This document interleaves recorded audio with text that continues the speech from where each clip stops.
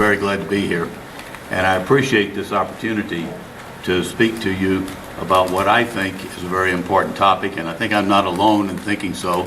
I'm reminded that, in January I was in Seoul with people from Japan and South Korea and China, in which we discussed these North Korean issues and China's role in them.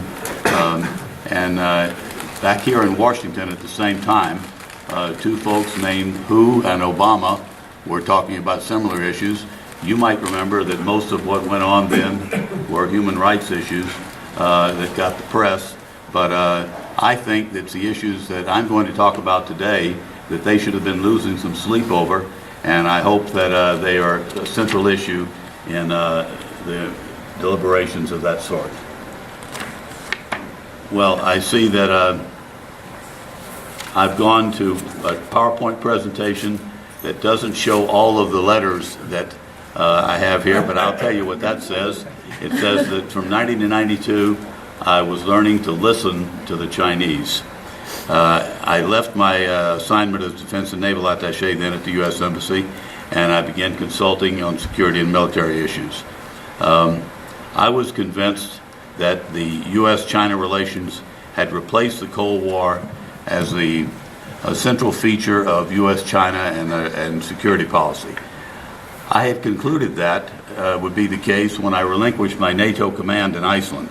And I told Iceland's president, only half jokingly, that Marshall, my wife who's here today, that she and I had come to Iceland, won the Cold War, and now we were headed for China. Well, that's the way it turned out. This is the reason I know the date. It's because there was a picture that, and this just happened to come up. I noticed that Sam was in the picture. My point here is that it became obvious as I was working China issues that I had to include Korea and Taiwan, so I got myself wrapped up in two of the most difficult issues that the U.S. government confronts. I want to put all this in context.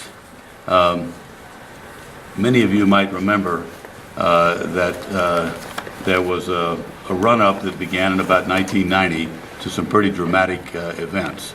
Beijing was making a very dramatic diplomatic shift. I recall, for example, this announcement when the South Koreans said that the Chinese had stopped supplying arms to North Korea in order to maintain stability on the military stability on the Korean Peninsula. A lot of intrigue going on at that time, a lot of excitement, and a lot of uncertainty. China was moving toward establishing diplomatic relations with the Republic of Korea. In 1991, Pyongyang was quite upset when both Koreas entered the United Nations. Beijing at the start carefully balanced its relations with Pyongyang and Seoul. First it built trade relations with South Korea, then the diplomatic relations with Seoul in 1992. All managed so that Pyongyang would not get at least unduly upset. Some in Washington saw China's closer relations with South Korea as a threat to the U.S. They considered it all a zero-sum game.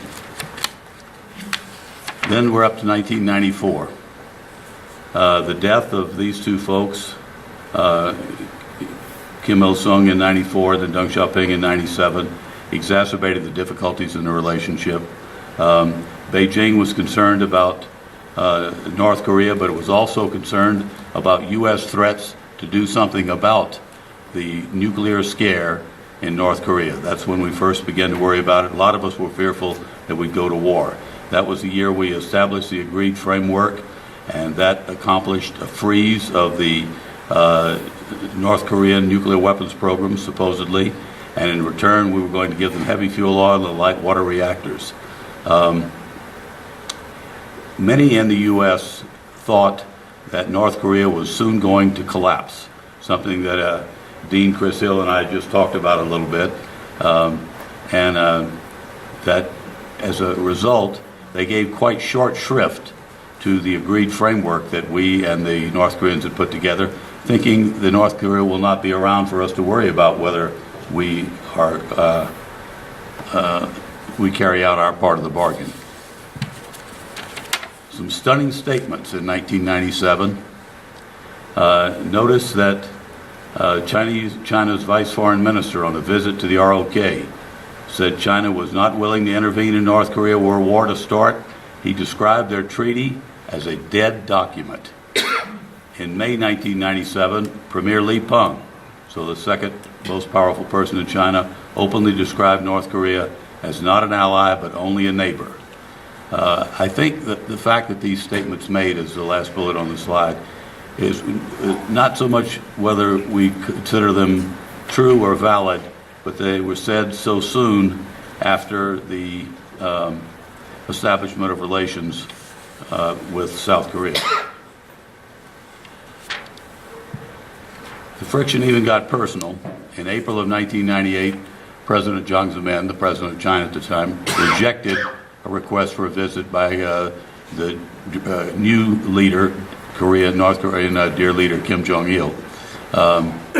Then during 1998, there was the big upset over the notorious 31 August North Korean missile test over Japan. But still, China urged the U.S. and North Korea to continue the dialogue to resolve the nuclear issue in North Korea. I think here that maybe, at least in part, because of lack of reinforcement from Washington, that Beijing was beginning to put a better face on relations with Pyongyang. It had been seen as a traitor in 1992, a source of chastisement in 1994, and a source of stern warnings in 1997. Now, as 99 approached, despite North Korean misbehavior, relations warmed. So I wonder if we had had a different approach to the problem, or to the issue of China and North Korea at the time, we might not have been happier with the outcome that we achieved later on.